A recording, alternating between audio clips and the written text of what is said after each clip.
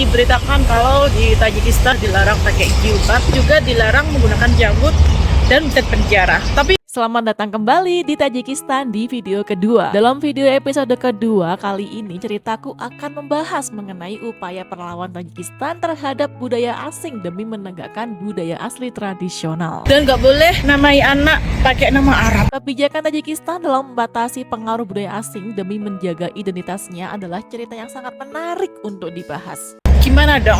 Di tengah gempuran pengaruh asing di era globalisasi seperti ini, negeri yang berbatasan dengan Afghanistan, Uzbekistan, dan Kirgistan ini berupaya kembali ke budaya tradisional. Lalu, seperti apa sih cerita yang ku bawa dari perjalananku di tanah Tajik ini? Sebelum bercerita lebih lanjut, sebaiknya kita bahas sedikit mengenai sejarah Tajikistan terlebih dahulu. Aku mau ke restoran teh. Berbicara mengenai budaya Tajikistan, tidaklah terlepas dari warisan peradaban Persia kuno. Tajikistan memiliki hubungan yang dekat dengan budaya Persia, terutama melalui bahasa, sejarah, dan warisan budayanya. Bahasa Tajik adalah bahasa resmi di Tajikistan. Bahasa ini sendiri merupakan cabang dari bahasa Persia yang juga disebut sebagai bahasa Farsi. Kalau bahasa Kazakh dan bahasa Kirgiz mirip satu sama lain, bahasa Tajik ini memiliki banyak kesamaan dengan bahasa Persia yang digunakan di Iran dan Afghanistan. Mungkin ia miriplah seperti halnya bahasa Indonesia yang mempunyai kemiripan dengan bahasa Melayu di Malaysia dan Brunei Darussalam.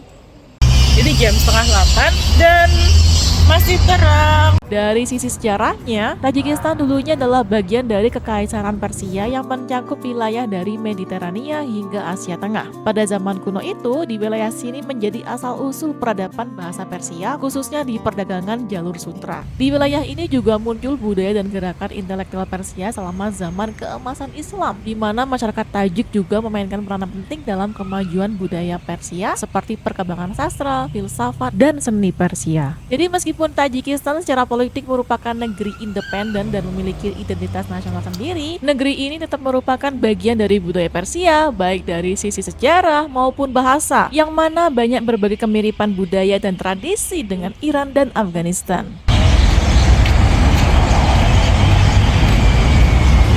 Setelah memerdekakan diri dari Uni Soviet pada tahun 1991, Tajikistan berdiri menjadi sebuah negeri yang independen dengan nama Republik Tajikistan. Dan sejak saat itu pula, negeri di Asia Tengah ini berjuang membangun kembali identitas nasionalnya sendiri, terlebih setelah sempat mengalami perang saudara selama 5 tahunan, yaitu antara tahun 1992 sampai 1997. Itulah sejarah singkat mengenai Tajikistan. Seperti tetangganya di Asia Tengah, Kazakhstan, yang pernah aku bahas di video sebelumnya mengenai Kazakhstan yang melarang penggunaan hijab di institusi pemerintah dan sekolah, Tajikistan pun menerapkan aturan larangan lebih luas dan lebih tegas lagi. Di bawah kepemimpinan Presiden Emomali Rahmon, pemerintah Tajik mengambil langkah-langkah baru bahwa masuknya budaya asing yang tidak sejalan dengan nilai-nilai warisan budaya lokal dianggap sebagai ancaman terhadap budaya tradisional. Tentu saja, kebijakan dari pemerintah memicu kontroversi dan ketegangan di dalam masyarakat. Banyak yang setuju, banyak yang menentang, dan tentunya ada juga yang bodoh amat alias nggak peduli. Untuk diketahui, pemimpin Tajikistan dari tahun 1994 bernama Emomali Rahmon. Artinya sampai saat ini beliau sudah lebih dari 30 tahun berkuasa di Tajikistan. Wow, sepertinya otoriter banget ya. Seperti halnya Rusia dan Kazakhstan yang juga sama-sama punya pemimpin dengan masa kekuasaan yang begitu lama. Ngomong-ngomong, presiden kelahiran 1952 ini sendiri adalah seorang muslim loh, tetapi memerintah dengan ideologi sekuler dan nasionalis, sembari menekankan kebijakan menjaga identitas nasional budaya Tajikistan. Sejak berkuasa, presiden yang dipanggil Rahmon ini telah berusaha menekan pengaruh agama dalam kehidupan politik dan masyarakat, termasuk membatasi simbol-simbol agama Islam seperti hijab dan janggut panjang, terutama setelah terjadi perang saudara di Tajikistan sebelumnya. Kebijakan Rahmon tidak hanya melarang budaya Islam atau Arab aja, tetapi juga semua budaya asing lainnya termasuk budaya Rusia dan budaya Barat yang dianggap tidak sesuai dengan nilai-nilai tradisional. Seperti kita ketahui, Tajikistan dulunya adalah negeri pecahan Uni Soviet yang tentunya banyak sekali warisan budaya dan peninggalan Rusia, termasuk salah satunya yaitu pengaruh gaya Rusia terhadap budaya penggunaan nama, yaitu penggunaan nama patriarki dan nama keluarga yang biasanya berakhiran "of" atau "f".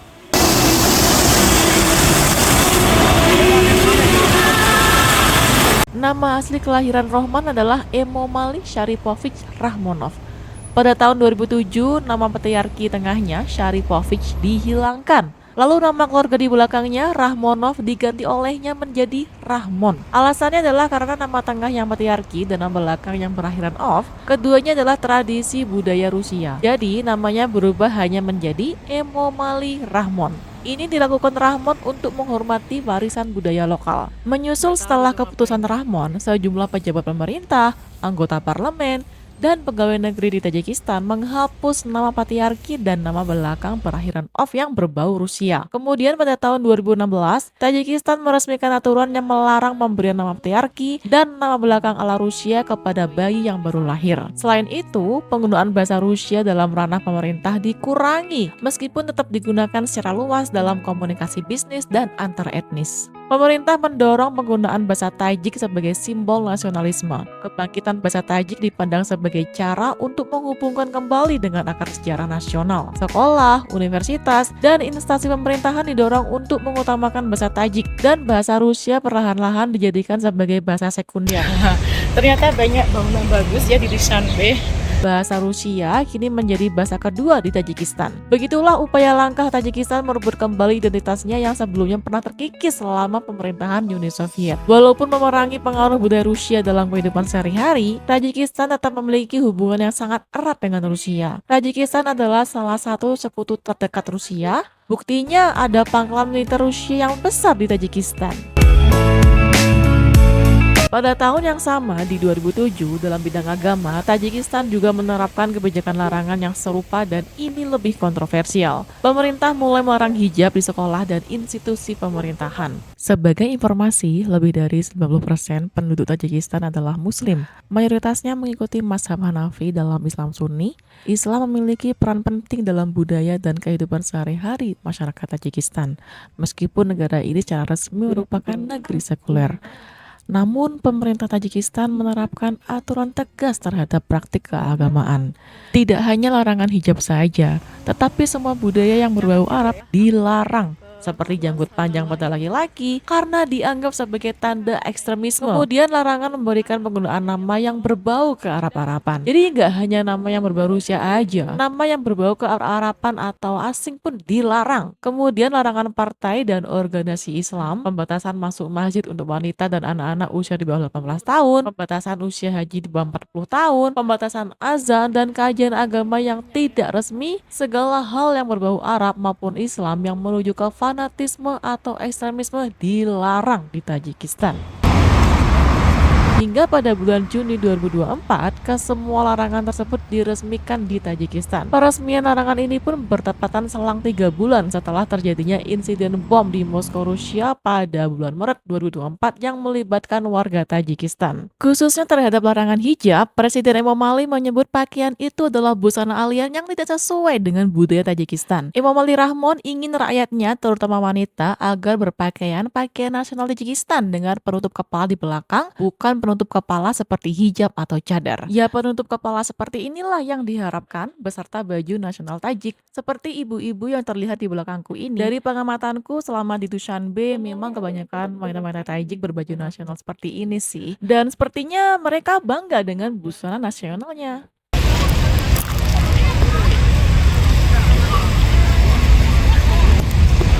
Awalnya aturan hijab diterapkan hanya di sekolah dan institusi pemerintah, tapi selanjutnya semakin lebih ketat dan dipertegas. Tepatnya pada tahun 2024, aturan itu disahkan dalam Undang-Undang Nomor 2048 tentang aturan tradisi dan upacara, khususnya larangan mengenakan pakaian asing yang tidak sesuai dengan budaya nasional Tajik. Aturan ditambahkan dengan sanksi bagi yang melanggarnya. Jika melanggar, akan dikenakan denda hingga $700 dan denda hingga ribuan dolar jika melibatkan organisasi atau institusi besar. Dari pengalamanku jalan-jalan di Tajikistan, masih banyak banget wanita-wanita Tajik yang berbusana muslim dengan hijabnya. Mungkin karena aturannya masih baru diterapkan.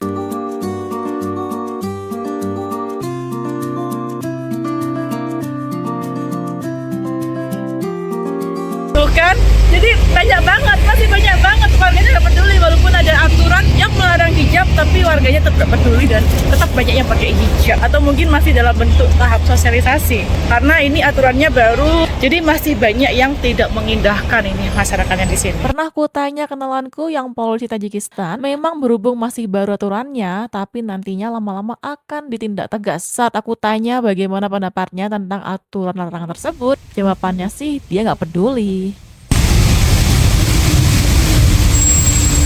Pemerintah meningkatkan pengawasan terhadap toko-toko yang menjual pakaian Islami dan mengkampanyekan agar masyarakat menjauhi pakaian bergaya Arab. Pemerintah Tajikistan mengklaim bahwa langkah kebijakan itu bertujuan untuk mencegah Islam radikal dan mempertahankan identitas budaya Tajik yang mereka anggap lebih dekat dengan warisan Persia daripada budaya Arab. Namun tentu saja kebijakan ini sangatlah kontroversial. Ada yang setuju, ada yang bodo amat, dan ada yang mengkritik, terutama dari komunitas muslim yang melihatnya sebagai pelanggaran kebebasan beragama.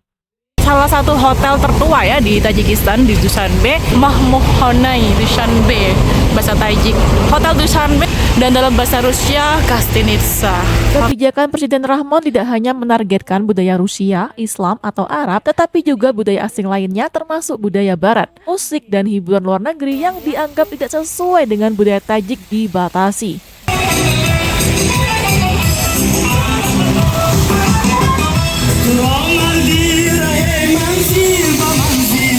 Pesta ulang tahun, pernikahan mewah atau yang ekstravaganza yang kebarat-baratan dilarang oleh hukum untuk menghindari pemborosan.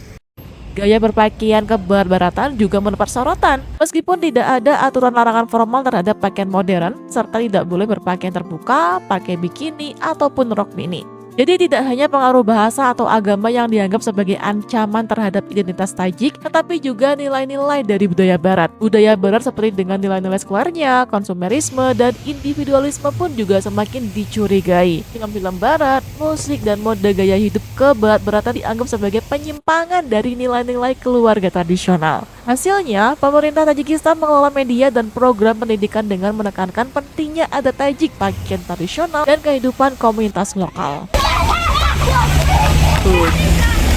Di Dushanbe sendiri di sini sejauh ini aman ya. Cuma yang aku kurang suka di sini, aku jalan sendiri itu dilihatin mulu. Kalau di Kazakhstan, di Kyrgyzstan nggak ada sampai lihat gitu. Tapi kalau di sini kayak dilihatin, diperhatiin dari atas sampai bawah. Jadi kurang nyaman lah kalau dilihat. Jadi, apa alasan utama Rahmon memberlakukan kebijakan melawan budaya asing, terutama Rusia, Arab, dan Barat ini? Dari berbagai sumber yang gue gali, yang pertama adalah untuk menjaga stabilitas politik dan keamanan.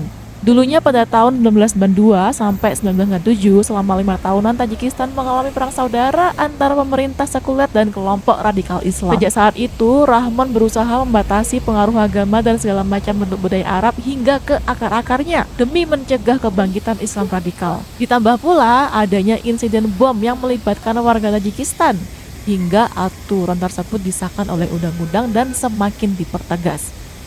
Dari pengalamanku secara langsung di Tajikistan sendiri, mohon maaf, orang-orangnya banyak yang cenderung fanatik.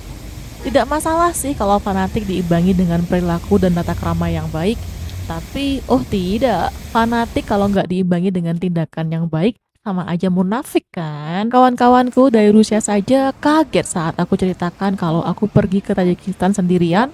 Kata mereka, ngapain kamu ke Tajikistan? Negeri yang paling kasar orang-orangnya di antara pecahan Uni Soviet.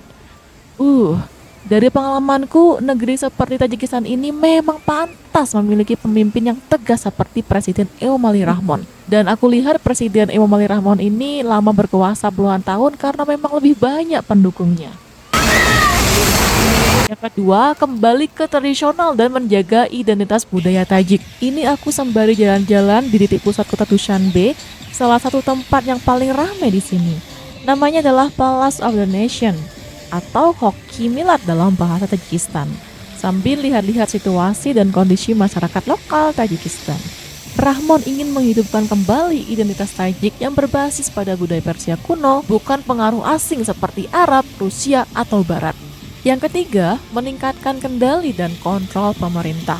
Dengan membatasi budaya asing, pemerintah dapat lebih mengontrol masyarakat dan mengurangi potensi oposisi dari kelompok Islamis atau kelompok pro-Barat. Berbanding terbalik sama Iran yang juga sama-sama berasal dari budaya Persia. Di Iran, memakai hukum Islam dengan nama Republik Islam Iran dengan menerapkan aturan yang memaksa wanitanya untuk berkerudung. Di Tajikistan justru sebaliknya. Aku sendiri pun pernah berkunjung ke Iran dan berkenalan dengan banyak orang-orang Iran.